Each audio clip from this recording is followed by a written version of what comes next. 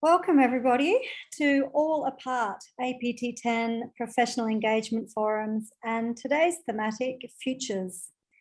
Thank you for joining us today. My name is Pippa Dixon and I'm the Director of AsiaLink Arts at the University of Melbourne. I would like to acknowledge the traditional owners on the lands on which AsiaLink at the University of Melbourne is located, the Wurundjeri, Woiwurrung and Boonwurrung peoples of the Kulin Nation in Naarm. I recognise their continuing connection to land, water and community, and I pay my respects to elders past, present and emerging, and to all First Nations people on whose land we work across Australia and the Asia Pacific. I would like to especially acknowledge all First Nations people joining us today. QAGOMA's 10th Asia Pacific Triennial of Art, APT10, marks a considerable milestone in the organisation's history as it approaches 30 years of working with artists, commissioning new works and developing collaborative projects that celebrate the geographic, linguistic and cultural diversity of the Asia Pacific. This series of forums, the last one today, has been initiated with our partner QAGOMA and the amazing team behind the 10th Asia Pacific Triennial of Art, Tarun Nagesh, Ruth McDougall, Ruha Fafita and Ruben Kian, and all the team in the background supporting. This program provides an important juncture for artists and art professionals in Australia and the Asia Pacific to come together to reflect, share and connect. We are also delighted to be able to welcome 20 bursary recipients, a group of passionate and committed emerging Australian-based artists and art workers, and we sincerely thank Westbase for supporting the promotion and distribution of the bursaries. We hope that these sessions encourage the development of networks and the seeding of future collaborations that invest in international engagement and partnerships. All Apart has been made possible by collaborative, curatorial and conceptual development, and we'd also like to thank the Griffith Asia Institute. AsiaLink is grateful for the assistance provided by the Australian Government through the Australia Council and its arts funding and advisory panels. Please note that this session is being recorded and each of the sessions will be uploaded to YouTube in approximately 1 or 2 weeks from now and shared on various web platforms. The session also includes transcription, which you can find in English for accessibility at the bottom of your Zoom screen. While we know that you are all incredibly busy, we would like to encourage you and to invite you to remain until the end so that you might benefit from meeting other attendees here today and sharing your thoughts. At the end, after the breakout groups, we'll also keep the screen and the Zoom going for 15 minutes so that you can stay and connect and have more informal conversations like you might in a symposium foyer. The format today are 2 short 20-minute presentations followed by a panel discussion and then the breakout room at the end. Each room will have a moderator, and I'd like to especially thank special guests who have assisted us so far. Dr. Wulan Dirgantoro, lecturer in art history and curatorship at University of Melbourne, Dr. Chaitanya Subrani, associate professor, Centre for Art History and Art Theory at ANU, and Dr. Samid Suleiman, senior lecturer in School of Humanities, Languages and Social Sciences at Griffith University. It is now my absolute pleasure to introduce our friend and partner and the curatorial manager of Asian and Pacific art at QAGOMA, Tarun Nagesh, who will introduce today's session, the speakers, and moderate the panel. Over to you, Tarun.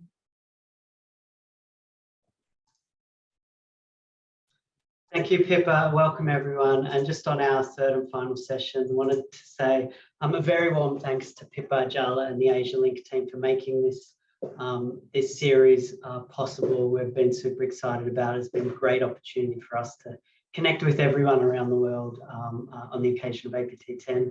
On behalf of the team here at QAGOMA, I'd like to acknowledge the traditional custodians of the lands where the gallery stands, where APT10 is presented, and where we all live and work. I pay my respects to Turrbal and Jagera people, their elders past, present and emerging, and I'd like to extend that acknowledgement to a number of First Nations artists and participants that are joining us today. It's a great pleasure to introduce our speakers on a topic that has really been a key consideration in developing APT10, one we've been talking about for a very long time. And this is from a range of perspectives, exploring propositions and imaginings of what the future might hold, and notions of futurism and futurity, as well as aspects of the past that need to be rethought and rewritten for our current and future generations. And this really permeates through APT10 in so many different ways. So these have been really central discussions in developing the exhibition, which of course has been underwritten also by such a dramatic questioning of so many parts of our lives across the world that we've lived through, you know, such massive change over the last couple of years, and I think taken on new relevance to themes like this. So to begin with, I'm really excited to introduce the first of our two artists offering presentations, both artists in APT10, and both in very different ways, putting forward ideas of indigenous futurisms and expressing the ways they're thinking about their own cultures and peoples towards the future. So to begin with, it's a pleasure to introduce Fungus Nao, joining us from Taipei in Taiwan, as part of the project Between Earth and Sky, Indigenous Contemporary Art of Taiwan. Very warm welcome, Fungus. Hi, this is Fungus Naya from Taipei. Before I am going to share the things about La XX Punk in the QAGOMA, the piece, really thanks for the invitation, and thanks for all the participants that are coming here to hear my sharing about the piece and about the futurism. What does I think about the future in Taiwan indigenous person? So I'm going to share some screens that I prepare for the presentation.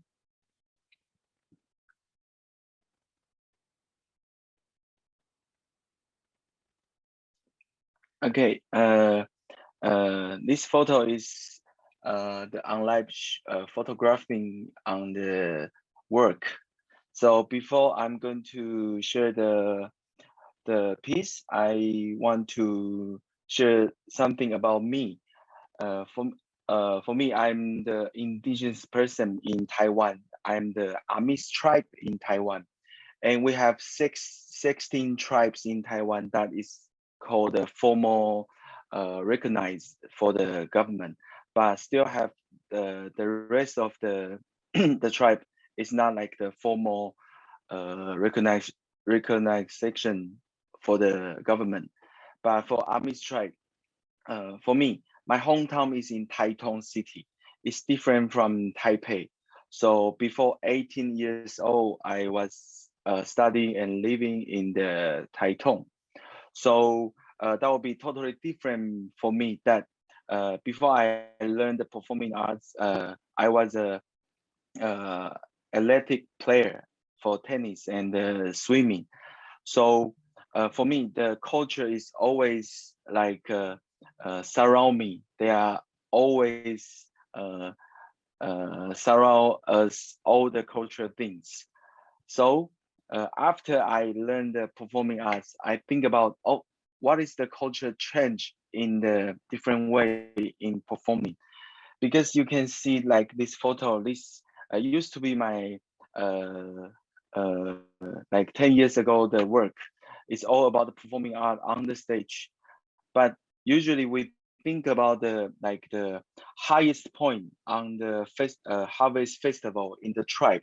It's like you have to do some dance and movement and singing together. That's the outsider look upon us, the culture they want to see. So when the government treat us to do that, for me, it's not like we doing that naturally. Because when we are doing the harvest festival, we always because of the reason that we have thanks for the earth, thanks of all the people that surround us, that we are really safe and really have a pleasure to come over a year and a year. But once we cut out this plot and put on the stage to perform, that will be totally lost the understanding for the culture, because we like disturbing all the order for the people who pay his contribution to the tribe, and we just want to see the dance and see the like the singing or the movement about the indigenous cultures events. So after I found out this, I really care about, and I feel most interesting part of the culture is like the elders who is drunk by my side, and he's doing a lot of funny movement, and he's doing a lot of funny situation that in the tribe life. So this is what I really care about. So I call that the behind the scene growth with the circumstances. So you can see the video and 济公叶问，对，没有一定要打完，一定要打完，没有关系， this is 要 the 打完。 you can see the elder who is really drunk, and 叶问， he's trying to fight in the kung fu that is really famous from the famous movie that called Ip Man. But when in the tribe life, we always doing like we gain the ability with the surround, and this is the other harvest festival dance, but it's not a traditional one, but it's only for the pleasure things. So the young man try to choreograph himself from the pop culture. Take this elders, for example, he's doing the Michael dance.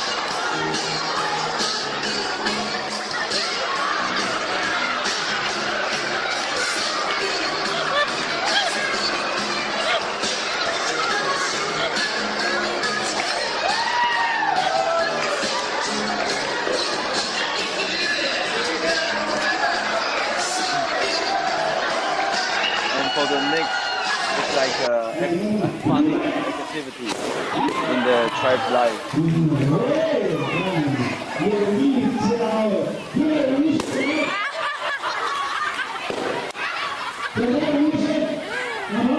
Then you can see the older kids coming together and they are going to celebrate this activity. And for me, that's all about the culture for me, because we are not live for the ceremony and live for the harvest festival. We are live just to grow our ability toward the circumstances, to find out who can we be. And this is like behind the scene of the Lazo. Lazo is the for me, I'm the performing arts background.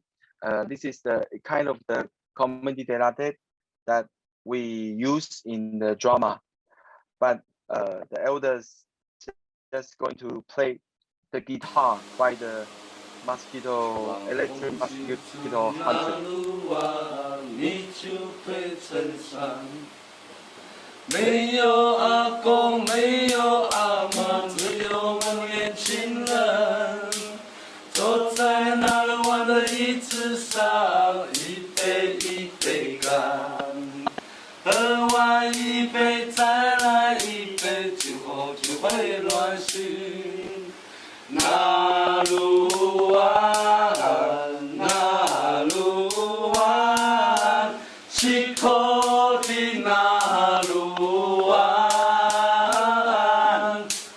那里有我最喜欢的救国英雄，咿呀哇啦，上街的佝偻球，还有1位566。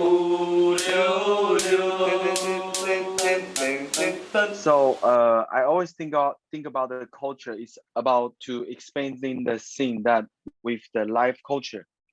That is because if we want to make people to understand the culture meaning or the harvest festival or the main topic about the spirits in our tribe or in our ancestor, we must make the life that full of the culture things, or let the main content toward all the life.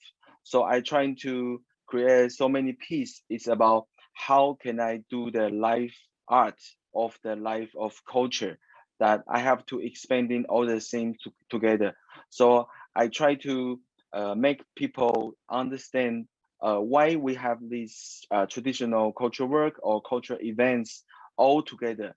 And if we are really into the situation, maybe we can understand, oh, why, how can we change something like for the new one in the future, that if we have to live into the situation and live with all the cultural events, what can I do first? Like the machine guy I show on the photos, it is 2017. And I want to make a house that for us to live in. So I asked the museum to open for 24 hours. And we want to grant all the person who is coming in as a visitor. So we share the meat with them, and we share the meat all together with like, this is the opening grand house that we are welcome everybody to come here and to have celebrate for us and try to understand the culture before you do the field research, but you have to know the person. So this is more about the making the friends together and try to understand each other. So the future is all about, for me, it's how we look on right now and to the future, that the culture can change and our person, all the person in the tribe can gain different ability toward the different life. So like the photo I share in this screen, in the right side is the I tribe. The I tribe is like the government make the policy that all the tribe has the internet. So they call that I tribe. So you can see many cables on the sky, and you can see many internet line on the walls. And the left one is the award winning, and this grandmother is really good, and he's really talented in weaving the costume. So her place is becoming the workshop that teach for the everybody to weaving the customs. So I put this is because I'm trying to understand, what if we think about the culture meaning that will change by the time and by the years, and what can we last forever? It's like the ability or the people gathering around, or the cultural meaning will change a lot. So this is the tribe I observation in the tribe life. And for the next one, it's like the last impression on site. All the ancestor, or we are going to be this ancestor that we are going to be on the wall, and we are going to be on the trunk. But what can we make somebody to remember the meaning of the life? For me, that it's a really loose connection, that because the sculpture on the wall didn't show how to dance or how to treasure or how to do the ceremony things on the side, and also the trunk also. But it's like we are really fit into the trunk and fit into the wall, but we show some like memories situation to the others, to who is coming in. So this is all the view from the tribe. So you can see this is the title that I take the photo. What's left if we are all destroyed by the culture or destroyed by our cultural meanings, and what can we left for others to see that we have lived here before, or we are the significant identification for others to recognize that this is the original culture, or this is the indigenous culture that in the society. So you can see that it's in the right up, you can see it's like more like a cyber trunk on site, because all thing is going to destroy. And you can see the right down that there's a sculpture is the half face in the track in the field, and we still see the eye trap here, and we still see the church here. So if we take this all together to take out, and the city will be the same situation as he has. So what's left for us to make the living together, or to make the situation that makes somebody to remember us?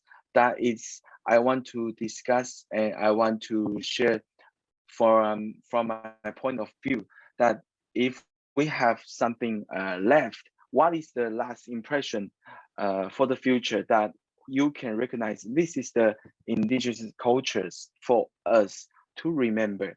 But what can we make for the left? We have to depending on the now situation. What is the situation is going to change, because we are losing our culture gradually. So people won't know us for like for 20 years. So we have to make some plot to make people to understand. And this is kind of a different work that I want to share with the futurism. That if you really scan the QR code, you can hear the sounds that I basically use the intruder inborn Sla and Nagao.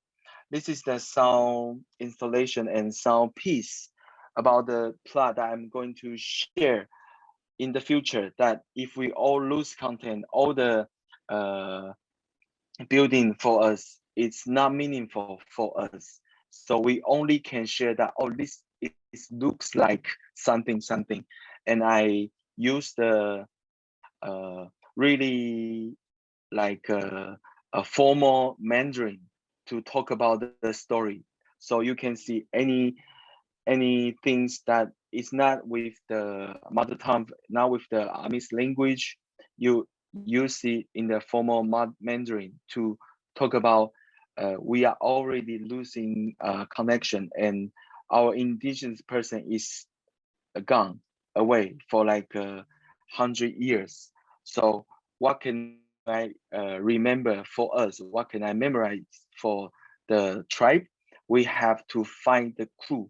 What is the clue that we can make people to understand, oh, if we are doing so, we will lose some culture in the future. And this is like the final portrait on the wall.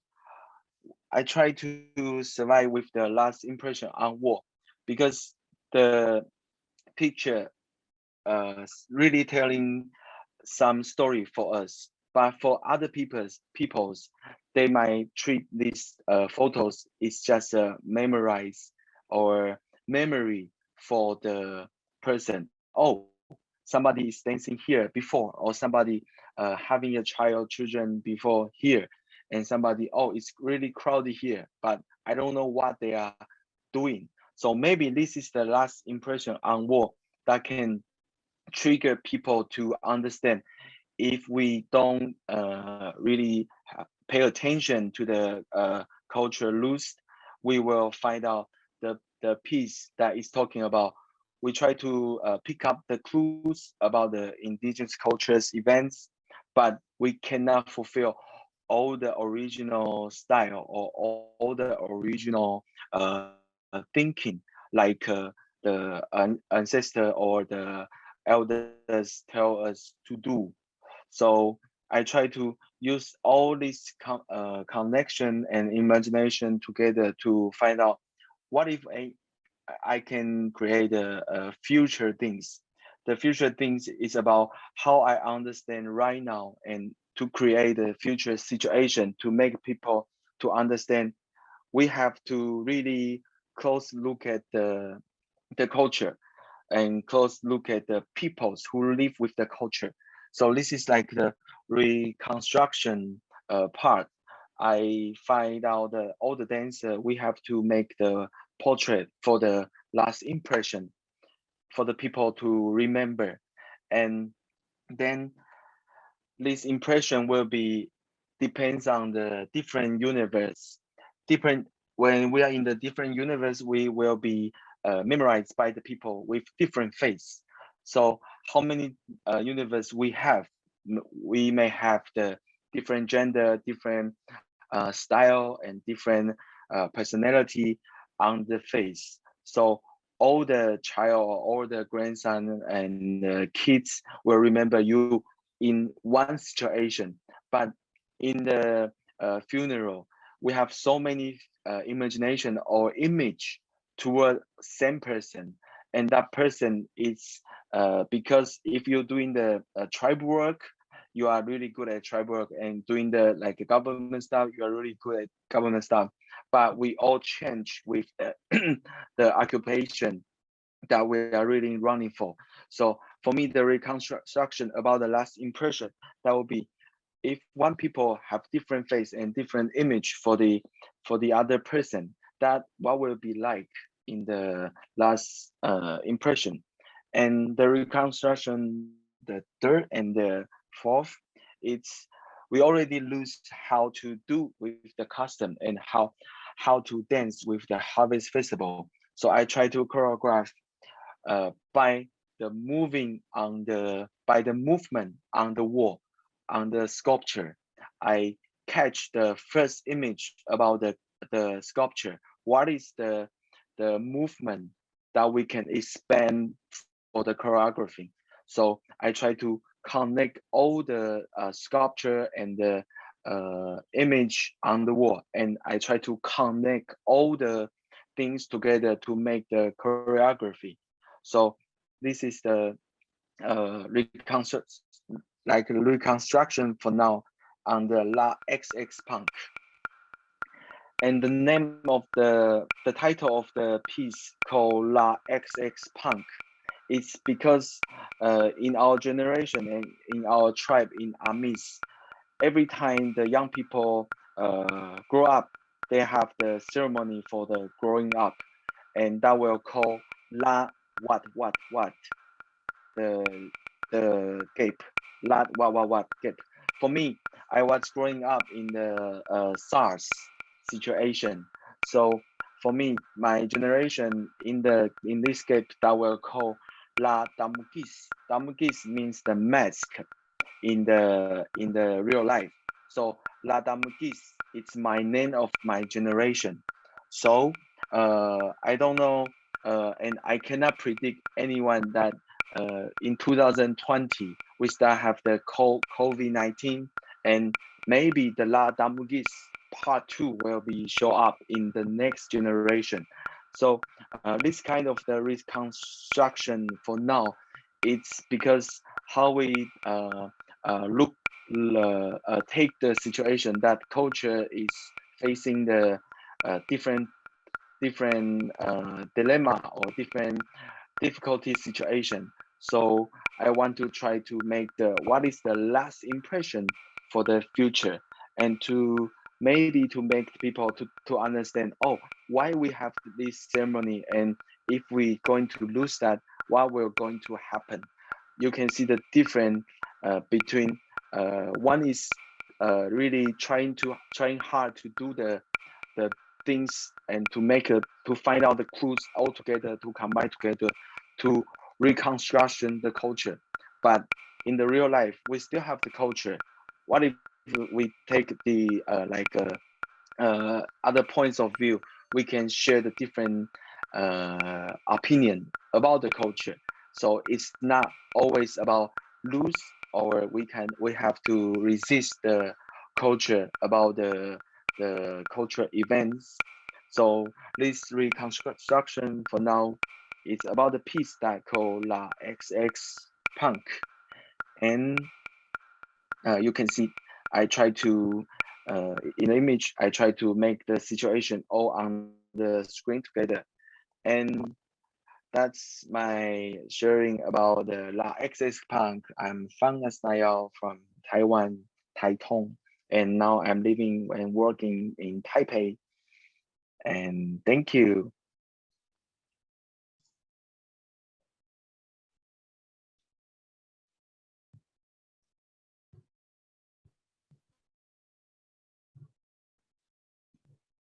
Thank you, Fungus. That was really you. fascinating and entertaining as well. And a little glimpse of your work in APT10, which I absolutely love every time I walk past. We're going straight to the second of our presentations today, which is from Subhash Limbu, who is presenting from London, recently moved from Kathmandu to London, talking a little bit about his new project showing in APT, Ningwasum, also recently opened in the Kathmandu Triennial. So over to Subhash. Kirikli Asiwaru, aming Subhash Limbu, Yakun Lazinuro. Hello, Yukenu Patrawa. Hello, everyone. My name is Subhash Limbu. I come from Yaktung Nation from Eastern Nepal, and currently I'm speaking from UK. First and foremost, I would like to acknowledge indigenous Turrbal and Jagara people of Australia, where our science fiction documentary film Ningwasum is being screened at APT10. I would also like to acknowledge Sherwa Nation, Newa Nation, and my own Yaktuk Nation, where our film was shot. And I would like to thank QAGOMA and Asia Arts Link for inviting me to give a presentation in today's All Apart Future session. I would also like to thank QAGOMA's Asian and Pacific Art Curatorial Manager, Tarun Nages, for giving us a space in this discourse at APT10. Right, what I'm going to do now is I'm going to put up a visual guide that I've prepared for this presentation. It's basically for my own sake than for the people watching or listening it. So you can see here I've divided my presentation in basically 3 sections: background, intro, my practice, and Ningwasum at APT10. So basically what I'm going to do today is I'm going to talk about, like the introductory note says, what the future holds and who might participate in shaping it via using our science fiction documentary film as a vehicle to discuss around the whole narrative of futurity, indigeneity, along with technology and stuffs. So let's dive into it. So right, to start with the background of the introduction, you can see I've put up a quote in here by Walida Marisa: "We can't build what we can't imagine."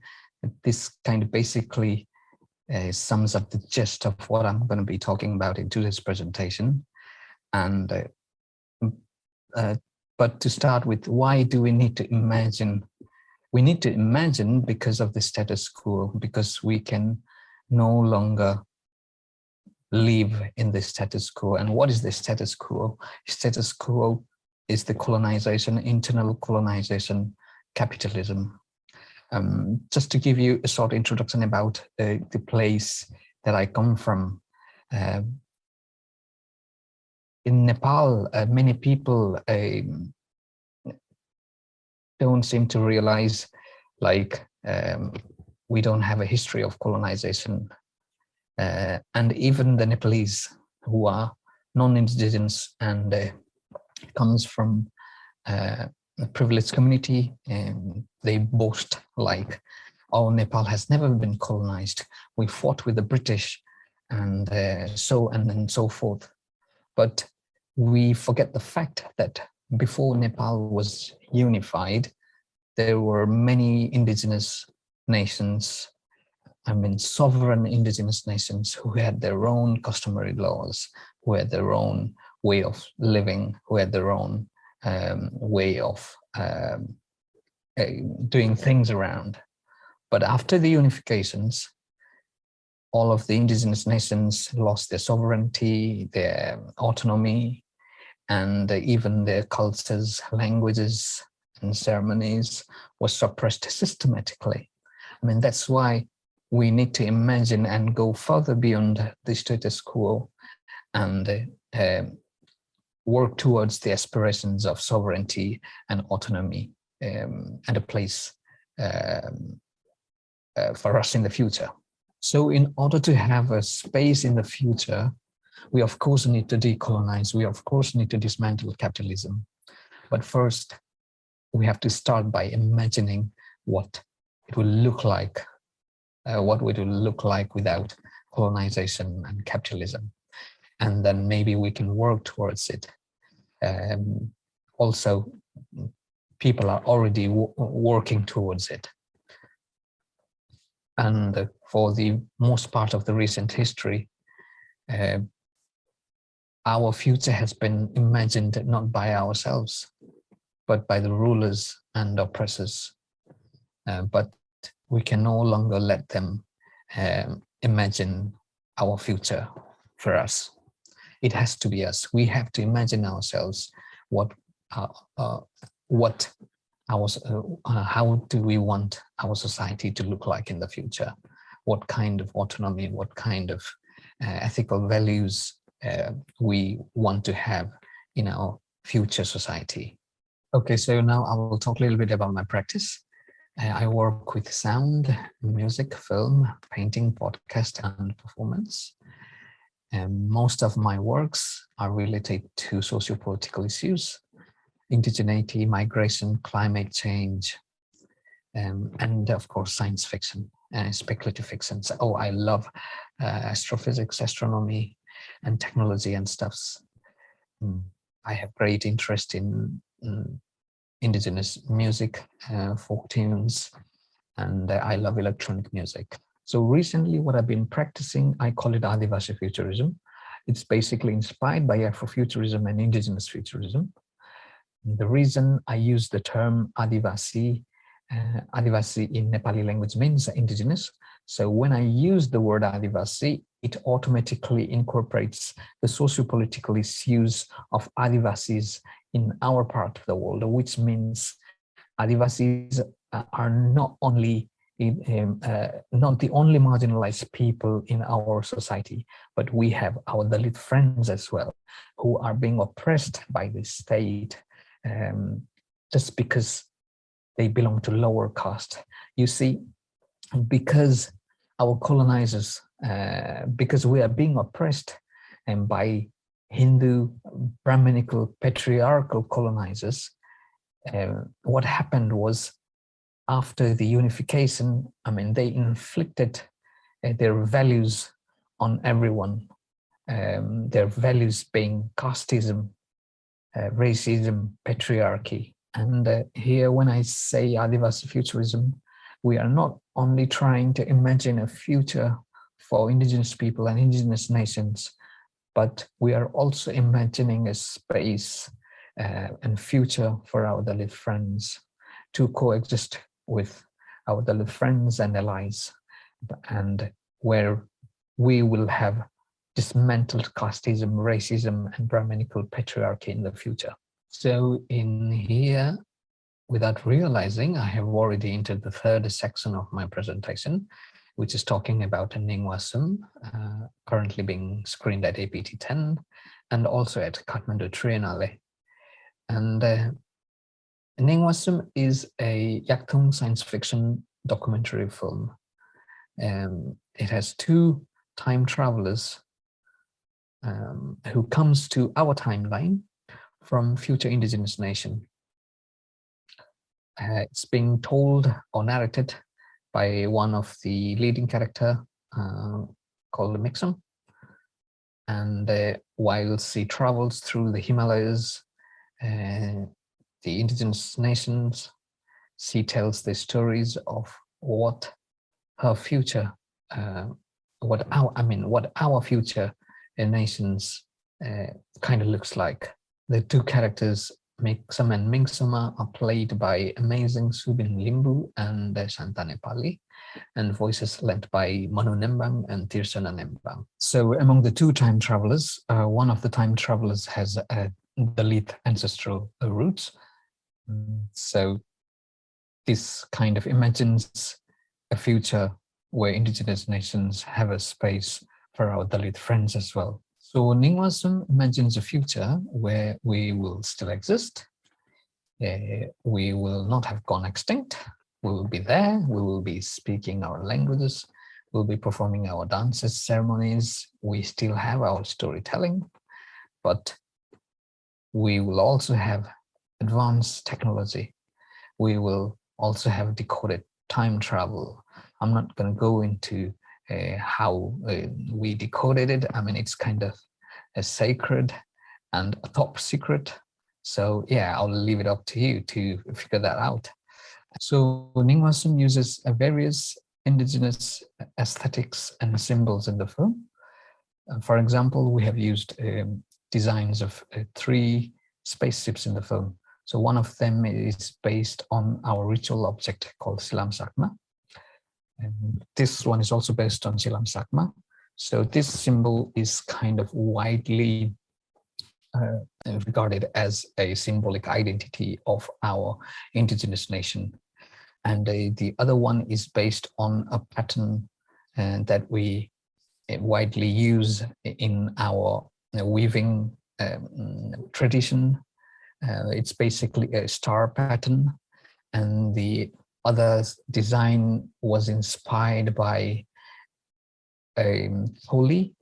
It's a throw shuttle, so that we have designed a ship based on the throw shuttle that our mothers and grandmothers used while weaving textiles.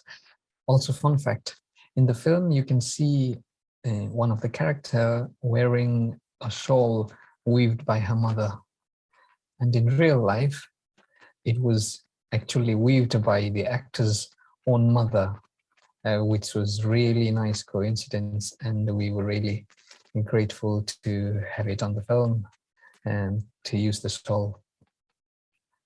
And all the throw shuttle, the weaving tradition, the star patterns, I mean, it's kind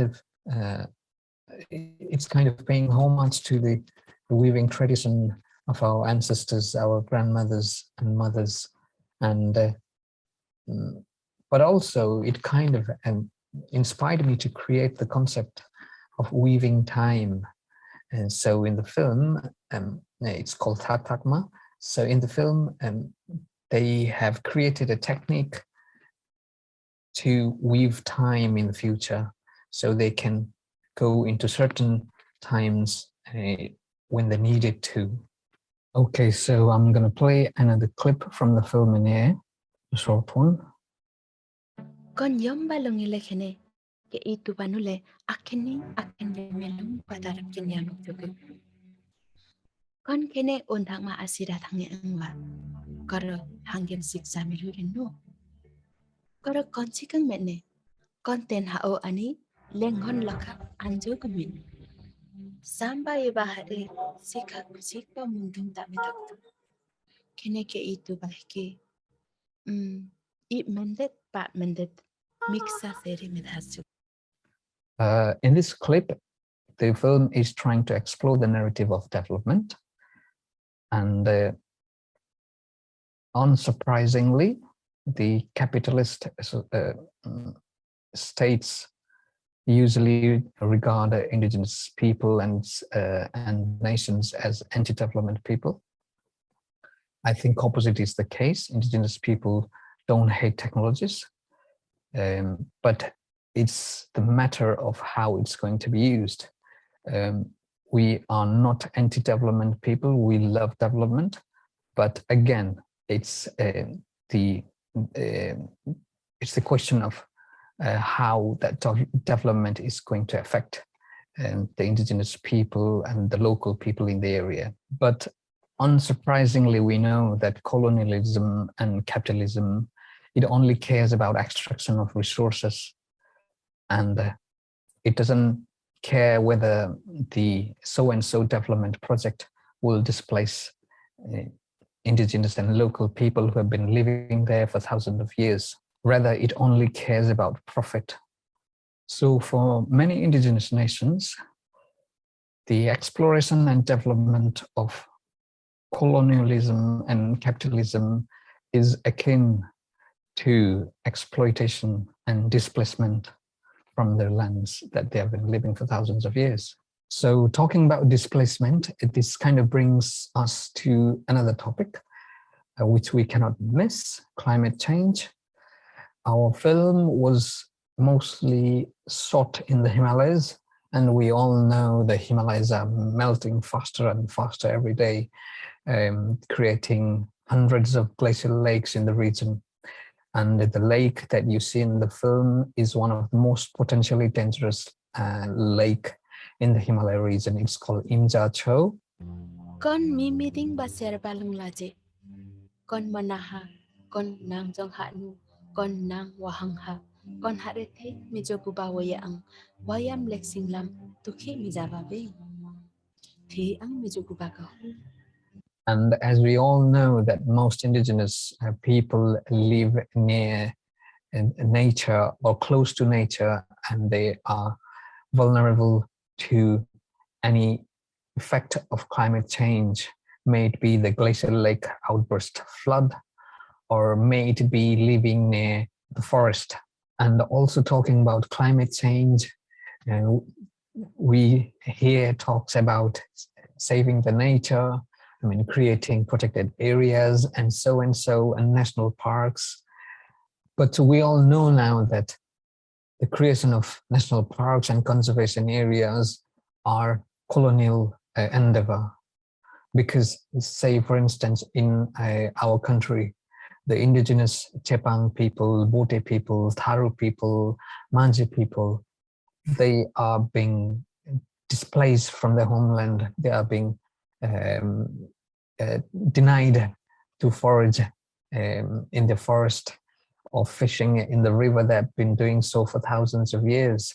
And now we have to ask questions for whom these national parks and conservation area is for. We can clearly see it's definitely not for the indigenous and the local people. Who is it for? Okay, so now time for another clip. Here we go. Con la thi pong ma mesukilo baban kene kusingi ne magen suktun. Anun asiba ban thi wafele. Kenen ken chuksa sevli ken sang not thi ang imagen suktun. Kene keni su ongwa. Aneki laje no songjum po I thiki kurum moke jemba kene ke yu kuba indonu ke setu balun dakare. Aneki ningwa no san semma mesutun. Ano sanwa kenha meye kang mebe menu pang mebe. So Ningwasum also imagines our indigenous nation in the future as sovereign and autonomous. It rejects the idea of current nation states, walls and borders. It rejects the idea of the boundaries that goes through the communities. And it rejects the idea of colonial nationalism. There are other things that Ningwasum explores. I cannot talk about all of them because of the time limit. But one more thing I want to share with you is the notion of time, memory, and space. Oh, by the way, I forgot to tell you about the meaning of Ningwasum actually. So Ningwasum in our Yaktung language, in our Limbu language, roughly translates as memory. So in Ningwasum, we are trying to, we explore the notion of time and memory and space. I will let you watch a small clip first, maybe. Yemin niwa ke mabawa. Kolle kene ke seka samdang hangem jogu.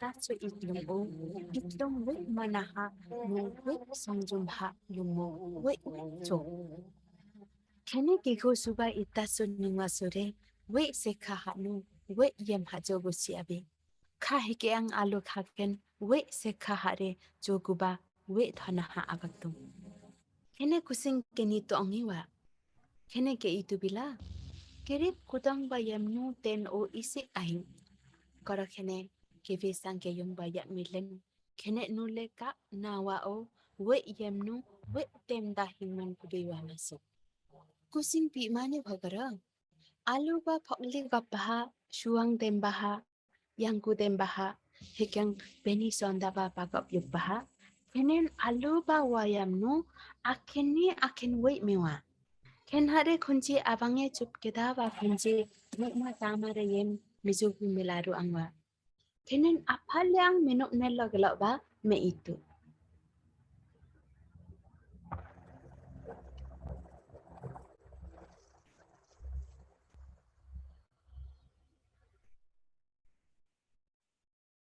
I think the clip is kind of self-explanatory as well.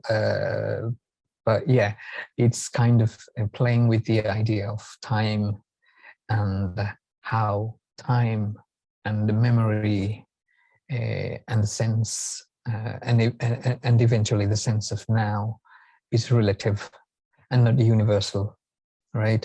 So by analyzing time, memory, and space, Ningwasum is inviting allies to reach out.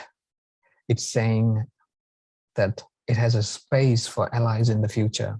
It is inviting to dream together. If not, face the consequences in the future. Right, these are most of the things that I was going to say for today's presentation. And lastly, I just want to add that Ningwasum is a reminder that we are not just the storytellers of the past, but we could also be the creators of interstellar civilizations of the future. I think I'll have to end it here. Thank you very much for your time and thank you for the invitation. And if you are in Brisbane, Australia, and if you have time, please to go and see our film Ningwasum at QAGOMA. Thank you so much. Sewaro Nugen. Thank you.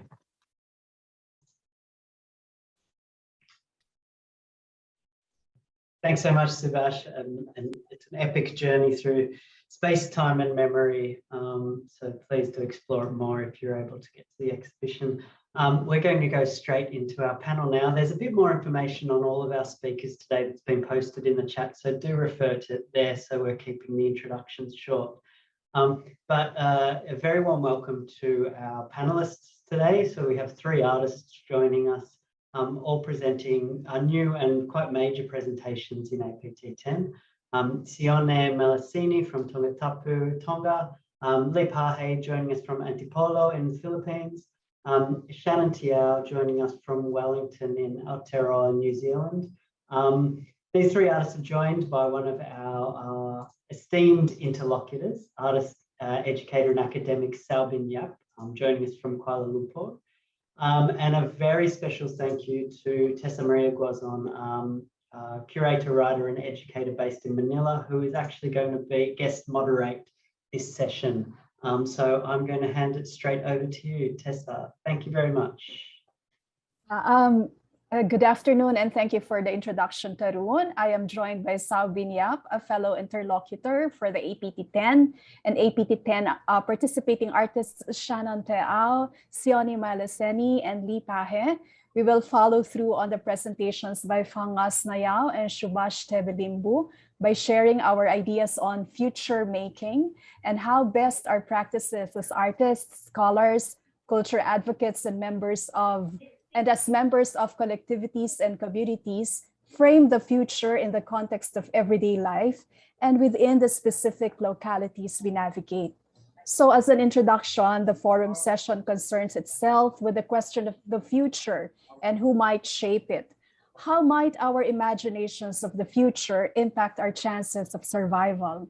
In light of the catastrophes that beset humanity, survival, the most fundamental of our rights, becomes our shared predicament. As Fungus mentioned earlier, what will be left? What will remain? And what will we do with these remains or these remnants? Subhash asked in relation to the indigenous peoples barred from foraging, for whom are the forests and for whom are the national parks? We can find in art the many expressions and practices that might be potential paths towards a possible future. Both Fungus and Subhash spoke of indigenous futurisms. I think we can start by asking about the roles indigenous and other marginalized histories can play in giving form to these possible futures. What forms and modes of imagination and aspiration can these histories and knowledge systems mobilize? Perhaps I can start with Shannon, whose piece for the APT poetically and hauntingly relays the Maori worldview of Kamua Kamuri, of walking backwards into the future. So for me, that's a very striking image. How do we walk backwards towards the future? So Shannon? Hi.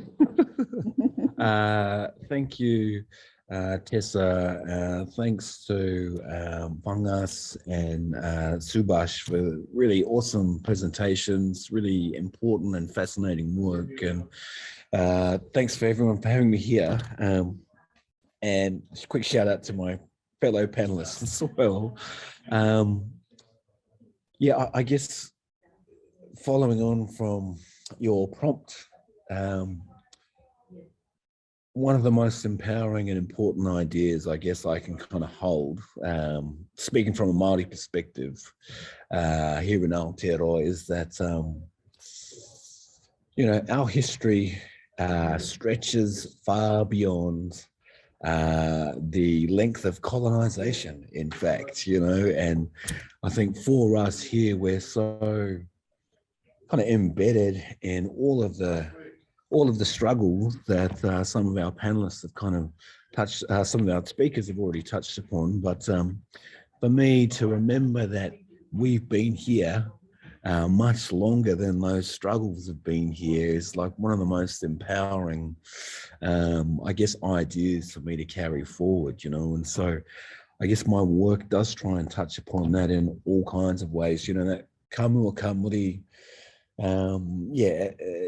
simplified down to some kind of metaphor. Yet we walk backwards into the future, but we're empowered with through ancestral knowledge, you know, through the struggles of our forefathers and foremothers, and I guess guided by all of their victories, in a sense, you know. And so for me, I'm really interested in kind of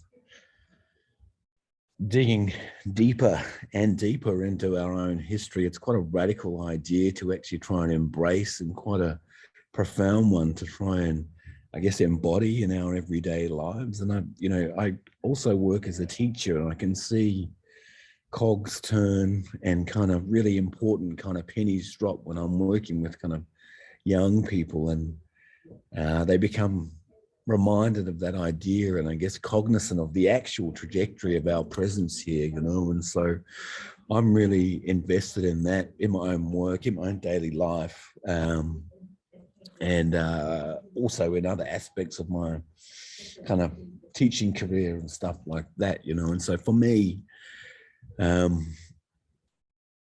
some of the ways that we, I guess, act upon that kind of ambition is through a lot of the ways that we're sharing already: language revitalization, just knowledge revitalization, rewriting histories, you know, correcting kind of histories and so forth. In 2023, it will be the first year that teaching New Zealand history is compulsory in our, you know, mainstream curriculum here. And that is like a really amazing, quite a fundamental kind of shift in terms of popular thinking and thinking, collective thinking, you know. So I guess there some quick responses to your prompt just now. I'm feeling like passing the microphone already, so thanks. I'm happy you mentioned those verbs, those actions, rewriting, revitalizing, reintroducing. I think Fangas earlier talked about reconstruction, also reconstructing. Yeah, so yeah. Also funny, I mean, a lot of some of our most important Māori thinkers here are really interrogating terms like decolonization, actually. And so for some thinkers and activists, a term like restoration is much more appropriate and a much more, I guess, affirmative in a sense, you know? Yeah, I recall in the previous session, re-indigenization was mentioned. Yeah. Love that word. Yeah, instead of decolonization. So thank you, Shannon. I was very happy to have viewed your piece, and thank you for sharing the lyrics of the song with me. I tried to sing along with it, but good luck. Good luck. You're braver than I am, most definitely. It's a challenge, but I was happy to have seen it, the imagery of your work and the song's melody well lingered in my head for several days. So there. So great. You mentioned history, no? In Lipa's work, origin stories play a central role in her practice. Her triptych and installative politic pieces for the Triennial evolved from her interest in storytelling. The painting she recalled seeing in the lobby of the hospital when she was a child is a palimpsest of the Philippines' national history. And true enough, as the idea of walking backwards to the future, this image, this metaphor, resonates quite strongly for us Filipinos because of this political juncture in history. So the national elections will be next month, and memories of this quite dark segment in our history is at the forefront of many is at the forefront of the memory of many Filipinos, especially those who lived through the horrors of martial law. The historical segment continues to haunt us. Lee, perhaps you can share more about your practice and your works for the Triennial. Those are new pieces, right? And how stories themselves and the way they are told, who tells them, what kind of voice is used to tell these stories, the way they are told can be significant ciphers to our shared future. Yeah. Hi everyone, thank you for having me here, and it's so nice to see so many participants in this forum. To answer Ms. Tessa's prompt, my art practice is concerned with heteronormative constructs and ideals that are embedded and reinforced in these narratives that we inherited from our colonial history. And from these, I mine stories and we tell them in a way that it would open up and allow for non-normative histories and identities.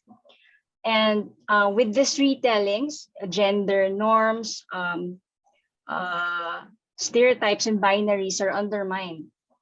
So with my works in APT10, I chose to use grand narratives of creation myths, as Tessa said earlier, which are the story of Adam and Eve and the Philippine legend called Si Malakas at Si Maganda, which translates to the strong one and the beautiful one. And both of these stories made a very strong impression on me while I was growing up, which made me question a lot of things.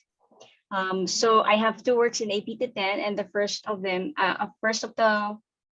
two works I made in 2019 for a group show, and we were asked to think about the concept of monumentality. And for me, monumentality is the creation myths and this memory of seeing that mural in the hospital. It's the mural of Si Malakas at Si Maganda. And I remember asking the nurse what the mural is about. And she said, it's the story of the creation of these these first man and the first woman who are meant for each other. And that struck me how these narratives make such a huge impact on how we should view ourselves and others. And so I thought, what if there is actually a creation story, an existing creation story in pre-colonial times that explains the diversity of gender and identities? And that's what led me to the creation of the stories that weren't told. So as for the second work, while the stories that weren't told talks about the past and the present, somewhere, someday, when we are the sea, envisions a future where the color of our skin, our sex, how we look and identify no longer carry our division, or these heteronormative constructs, these patriarchal norms. And I made it into an installation to set it into an actual physical space for the viewers to get into and envision and imagine this kind of future. That's it.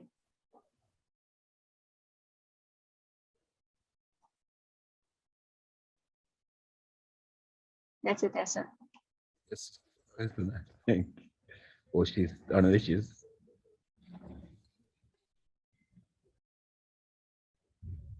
Perhaps it's my connection. Okay, yeah. Lee, are you done speaking? I think I missed the latter part of what you said. Yes. Yeah. I just finished. Yeah. Anyhow, is that painting? Which hospital is this? Because I might have another mural in mind. I'm sorry. Which hospital is it? Where the mural is located? Philippine Children's Hospital in Quezon City. Yeah. The one that was built during Marcos era. Yes, exactly. Yeah. Because I recall a similar painting at the Philippine Heart Center, but I'm not sure whether there is the Malakas, there is reference to the strong one and the beautiful one. So thank you, Lee. So my own interest in future making or futurity I can trace it back to a project I did last year. So the theme for the project was about futurisms or science fiction. And it got me thinking, all right, what if we think through the attitudes that we have that are related to the future? So I became curious about the salient importance of thinking about the future in this juncture of time, the pandemic, the chaos everywhere, the war, climate change. Might we not benefit from rethinking what exactly the future means? Where will we be in this future? Or might we survive to live in this future? What attitudes can we embrace when we engage what might be called futurities? Subhash mentioned earlier the crucial role of the imagination. But to my mind, perhaps we can also ask, how can we collectively mobilize the imagination, the imagination as a shared ability to think through the present and to craft the future. So anthropologist Arjuna Padurai argues for the future as a cultural fact, as a cultural form, and that thinking about the future is as much a part of everyday life as our preoccupation with the past and our immersion in the present. Saubin, who is my fellow interlocutor, is quite interested in this notion of futurities too. I remember Saubin shared this folder of readings with me about futurisms and futurities. Saubin, would you like to expand on some of these ideas? Thanks, Tessa. Also, thank you to Subhash and Fangas, Shannon, Lee, and Shoni. I think those are very interesting stuff that you guys are doing. And I think I need to shout out to Tessa in a way that to remind that Tessa actually is a curator for the Asian Art Biennial in Taitung, and the whole project revolves around the discussion on Asian futurism with her fellow curators. So I think those are interesting things that I think where all the threads came in when I proposed the idea or something that I was trying to problematize, which is the notion of if there is such a thing, or what is a Nusantara futurism? Of course, Nusantara is actually an Indonesian or Javanese word, which propagated by the Majapahit Empire. And then, because it has been also lately, it has been announced as the to-be capital, future capital of Indonesia in Kalimantan or the or Borneo Island. And it actually literally means islands in between. Okay, so it has a sense of archipelago. When I proposed that idea, I think Gia from Thailand actually asked, well, don't you forget about the whole Southeast Asian massive. Okay, and so I think we need to think about the Zomia and the idea of a Nusantara and the archipelago if I want to talk about a kind of a framing a regional futurism, or what could that be. But I think that is also problematizing it myself, and I thought perhaps something more interesting, instead of thinking about a geographical sense, is to think about geoclimate sense. And I'm thinking about the idea of the vortex, whereby the vortex of vortices, whether it's the monsoon, whether it's the atmosphere, whether it's the geopolitical vortex such as the Cold War. And I'm glad that you brought up Appadurai. Okay, Appadurai talks about scapes and flow, and I was thinking whether the idea can also be overlaid with this Zomia and Nusantara between the massive and the ocean and the islands in between, such that we can see that it's a vortex that spins and absorbs and spit things out. Which brings me to my next point, is that the idea of porosity and permeability. Okay, it's very porous, it's very permeable, because how do we really talk about a regional or regions such as Southeast Asia? Is it Cold War construct? Is it actually of imagination that stretches back to whether it's the Indic civilization, the Sino history, or between the Greek and Latin imagination of the East, and so on and so forth, you know? So that porosity and that permeability perhaps is one kind of characteristic that we have been actually living with, because that allows hybridity, that allows mutation, that allows us to move in and out, all right? And is somehow a very liminal things that happen in the stasis. And I think that we all agree the politics in all different nations and cities in Southeast Asia is going through a lot of stasis in that sense, and we need to figure things out from there. And so, but those are just in terms of abstract terms. I was thinking, like, how do we really deal with it, and to bring in like what Shannon was talking about, what Lee was talking about, kind of problematizing this creative myth, for example, this different narrative of pre-colonial narrative. And here I want to bring in the Malaysian historian and political scientist Farish Noor. In one of his presentations, he talks about discussing cosmopolitanism in our own terms, at our own terms. And he was talking about Bandar, one of the main port before Batavia, before Jakarta, in the 14th towards 15th century. It has a lot of different people, traders, whether you are natives, whether you are coming from different parts of Southeast Asia or East Asia or India, right? They were trading, living, okay, become maybe permanent or become temporary citizens, become a temporary people of that places. But that the mobility and motility, I think, is a very interesting idea in a way for us to understand how do we share, how do we go through together in this region, and perhaps towards a future or back, you know. And this is my last point here, is that perhaps an echoing of Subhash fascination with science fiction and technology, the idea of harnessing energy, it seems to be a very important discussion in a lot of, whether you were talking about evolution, you're talking about industrialization and modernity. But again, harnessing could be problematized, because wouldn't that be a term that is actually prioritized by modernity, by modernization, by the idea of industrialization, because that is the proof of humanity. So perhaps harnessing is not the right word.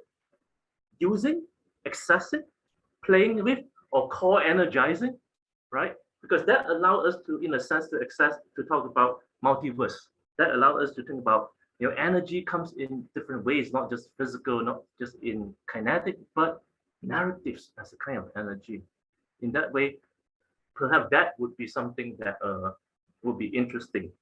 So, all right, Tessa, I'm not sure I answered, but I think there was different points. I think in a way that just this platform allows me and forces me to bring out a lot of things that I've been thinking about and how to bring that together. And in a way, I want to use that as a way to pay respect, to respond to all our panelists and our artists' work and practice. Thank you. Yes, Salvin, a lot of very interesting ideas there. So I think the image of the vortex stuck in my mind. You spoke of energy and this image of the vortex in my head, and it struck me that perhaps the future and imaginations of the future is also, it also has this different affects of this different registers of affects. It's also about emotions, no? It's about awe, maybe for many, it is also about doubt and perhaps a worry. And in making the future, or in the act of, again, making the future, or in future making, perhaps we can rescue some of these terms, as other scholars have done, to rescue the terms, as you said, harnessing, or maybe the term speculation. No, how do we rescue these terms so that they may aid us to paths towards the future? Shannon, your thoughts? I'm trying to keep up with 7, to be honest. Yeah, I mean, I think how I was responding anyway internally when you're talking, 7 and Tessa, is what we try and do is remind ourselves kind of that we belong to the land, you know, and the land and the water are our ancestors, you know. And so I think regionally for us here in the Pacific, all the way to Southeast Asia, you know, that's genuinely the thing that kind of connects us, you know. Here in Aotearoa, New Zealand, you know, external kind of voices and imagery have tried to kind of convince us that our, you know, position as an island is a problem, and that it is a, I guess, an isolating factor. And so, you know, I think about Pacific scholars like Epeli Hauofa, for example, and the seminal piece of writing, Sea of Islands, which, you know, way back in the 70s was trying to kind of explicitly upturn an idea and remind us that actually, you know, being oceanic, being symbiotic with the geography here is a very kind of cogent and effective way of being, and one that actually kind of reminds us how to get along, how to connect, and how to, I guess, enjoy the spaces that we live in, and enjoy those partnerships, you know. And so, yeah, hearing you use terms like harnessing, you know, it's also, it's a tricky one. It's a tricky one to try and embrace, for sure. And I think, you know, collaboration and actually kind of like engagement, or, you know, partnerships, I think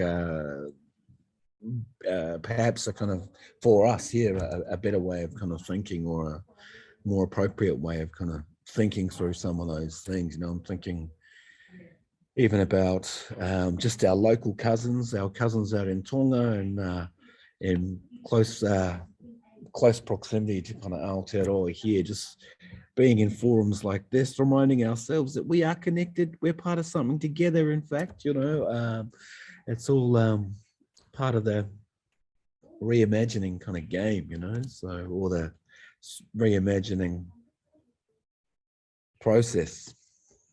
Yeah, thank you, Shannon. So the practice of masikaka weaving continues to evolve. Sione, did I pronounce that right? Masikaka weaving. So it continues to evolve from when it was discontinued 200 years ago. Sione, I am interested to know about the innovations you devised in this complex and resilient art practice from when you were a student of the practice up until now. No? How does innovation contribute to the resilience of this cultural form? I recall Fangas mentioning the centrality of a culture that can be described as pulsingly alive in his discussion of his work. LAXXX punk. So maybe we can hear from Sione about how tradition itself innovates, no? Because it is resilient, and maybe touch on discussions on tradition, modernity, and contemporaneity now at this point in our conversation. Yes, Sione? Thank you for the opportunity.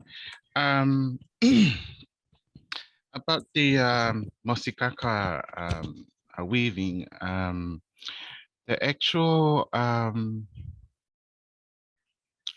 the thing about the Mosikaka was it was no longer practiced in Tonga, and Lesieli, the lady that we were displaying at the APT10, is the one that revived the actual technique. Because it wasn't no longer practiced in Tonga for how many years? We could say like almost 200 years that was not practiced in Tonga. So Lesieli was just reviving the technique by reading from a book, and then she tried practicing the Mosikaka weaving.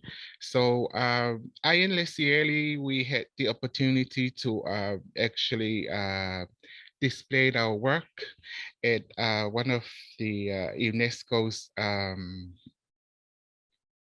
expo in China in 2012. So I actually learned the technique of the Mosikaka weaving from Lesieli during our expo in China. And then from there onwards, the actual Mosikaka weaving is very, it's very fragile. That can't hold anything on it other than the actual reason why it was created on the first place, which is a traditional Tongan lotion for the royal family that is placed on the actual Mosikaka. So my after I learned about the technique, and then I was looking at a way that how would I use the technique on something that can be used on a daily basis, such as an actual handbag. So I then use the technique, but with the stronger fiber, a stronger coconut braided fiber on the technique, just to make it stronger and can use on a daily basis. So that's why how would I say, I'm shifting from the actual tradition, which is the fragile, to something that it can be used on a daily basis, and a bit stronger that you can use to carry your purse and everything else. But I think shifting along this, we're still using the same material, but I could say that it's the I wouldn't say improved version, but a stronger version of the Mosikaka that I'm actually creating, but still using the same material, which is the coconut fiber. And is that answer your question? Yes, so I think that these innovations in technique also produce different meanings for this for this woven. What do I call them? What is the best way to call them? The Mosikaka technique? I mean, do we call them objects? Is it okay to call them objects? Yeah. The woven objects. No? So the innovations in technique would also produce different meanings, no, for the objects themselves. No? So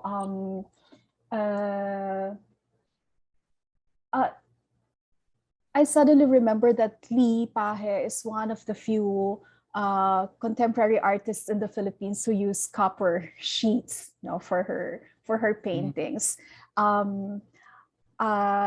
As I am familiar with her works, the use of the copper sheet has a significant meaning to her practice.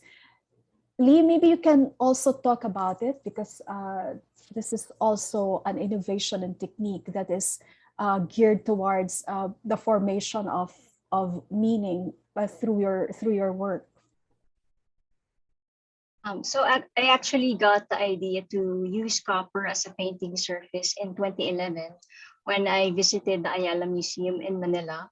And during the time, I was also conceptualizing for my first solo exhibition. So when I went inside the museum, I saw these two religious oil on copper paintings done by a 19th century Chinese Filipino artist whose name is Damian Domingo. And while looking at the painting, I thought, why not use the same material and format to subvert these heteronormative constructs found in religious art or heteronormative narratives. And the time I also already knew that copper is one of the materials that's being used to create religious art during the medieval times. So I took it from there, and from that time on, I started to use and explore copper as a medium. Ben, do you have thoughts about how cultural forms become resilient by way of innovation? Yeah. And maybe this will extend our discussion on what Fangas earlier mentioned as a culture that is alive, that thrives. No? So I recall in Fangas's presentation, this video of the man singing and playing the guitar-shaped or the paddle-shaped insect. It's a tool that would keep insects away. Yeah, it's a mosquito paddle, right? Yeah. Pretty violent actually, because you hit it and then it will just electrify. But I think that is where the idea of and perhaps it's actually a kind of attitude that I think a lot of us as artists want to welcome, is that to destabilize whatever that object is supposed to play and function in a very structured way, whether it's daily life, whether it's in a neoliberal context, or whether in a kind of consumerist usage way of imagining it. So I think the other word is playfulness. How do we bring in playfulness back into this kind of and playfulness? And I would say it doesn't have to be something which is not serious. It can be very serious, right? I look at a lot of work that have been presented at the APT, and I look at stuff that being discussed here, is that all the kind of playfulness that can subvert whether the kind of heteronormative, for example, that we has talked about, or even colonial narrative, right? How do we playfully destabilize it and make people access it? Make them aware, oh, right, that was funny, that was something, it tickles me. Yeah, right. So I like when Sione talks about it, oh, that's actually something that you can use as a person, things like that. But the technique actually comes, or is actually interwoven, perhaps in some kind of cultural or spiritual or religious practice. Okay, pardon me if I don't understand fully, right? But yet it has a kind of, I'm hesitant to say that it must be duality. No, not necessary. But I think it's again porosity and permeability. If we allow that, and so that gives us the accessibility to play with the kind of structured frame that whether it's colonialism, whether it's nationalism, whether it's modernism, actually puts on us. I think that is at least how I would think about that in that sense. I think, and I like what Shannon was talking about, recalling. I think recalling, revisiting, revivaling, right, are all important ways to, okay, it was Sione, that when you talk about a technique which is actually forgotten, how do we recall that? Right? How do we do that in a playful sense, in a very serious sense, right? Such that it actually create a punctum, puncture the whatever mainstream mindset, the status quo, and give us the ability, accessibility of, of going back to different world or going to future of different world in that sense. Fiona, I see a basket behind you. Is that an example of makikaka, masikaka? Tessa, actually, Lesieri was displaying the Mosikaka. My entries for the APT10 was the 2 baskets and the Kaffa Cape. And the Kaffa Cape, the Kaffa Cape, you know, the Kaffa Cape that was displaying together with the 2 baskets. The 2 baskets similar to the one in my bag. But the story behind the baskets, the weaving technique of this basket, we have a family friend. Her name is Dr. Ungateakata. She gave me this. She gave me this book. It's called Life. Yeah, she gave me this this book. It's a collection of Captain Cook from the Pacific Islands countries, but the technique of doing this basket, it was, for me, it was before the book was given to me. This was my innovation. This is my own creation. I just created it out of the blue. And then when I was given the book from Dr. Ungateakata, I was shocked when I look at the book, the collection from of Captain Cook from Tonga. It was a similar weaving technique to this. I was shocked because it was no longer practiced in Tonga. We are talking about 1700s and beyond here. And then I was like, I was shocked.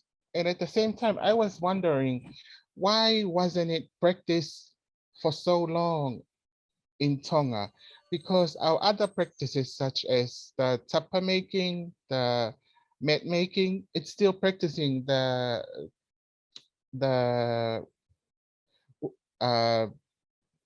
carvings, and other practices are still. I was shocked when I look at the book that was given to me. This technique was already way back in the 1700s. It's amazing because I thought that this is my own, what you say, I'm being creative, that I just, because kaffa or the braided coconut fiber is my mean of producing. And then I just created this without knowing that it was already practiced back then, but it was no longer practiced in Tonga.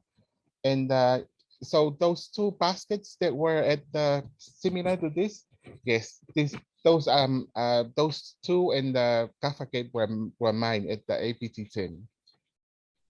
Thank you, Sione. Tarun has already sent me a message that we have a few minutes left. So perhaps as a closing note, we can all further think on what Appadurai defined as an ethics of possibility, the ways of thinking, feeling, and acting that expand the spaces of hope.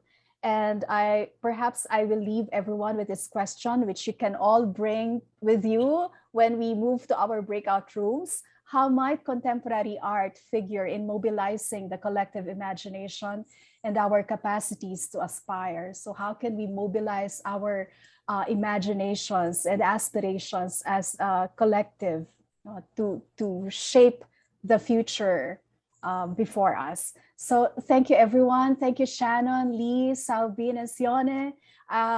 Thank you for colleagues from the Asia Pacific Triennial, the 10th Asia Pacific Triennial. I would like to congratulate them all. And thank you for the invitation to be part of this forum session. So I think at this point, we will be assigned to our breakout rooms where we can continue our discussion. So see you all later.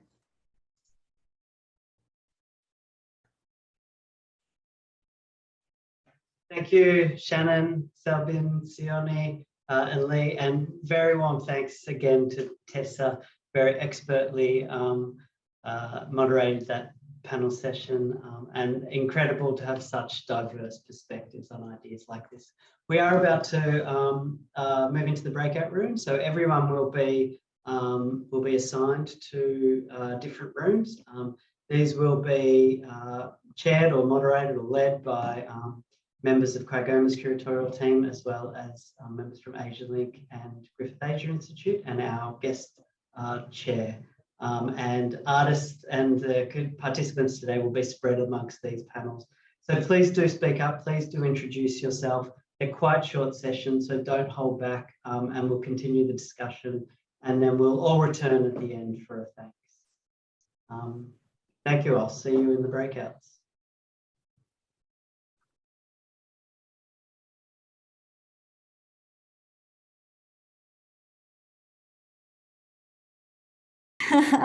I'm just going to wrap up quickly and then invite you to stay so we can have a little bit of an informal chat and farewell each other. But thank you very much, everybody, for your generosity in joining us today. And thank you again to the bursary recipients who've joined all three sessions. Most importantly, thank you to our presenters today, Fungus and Subhash. I think everyone, Fungus and Subhash, I think everyone will agree they were amazing. And our panelists, Soban, Shannon, Sione and Lee, really incredible and a great privilege to have you here today. Thank you.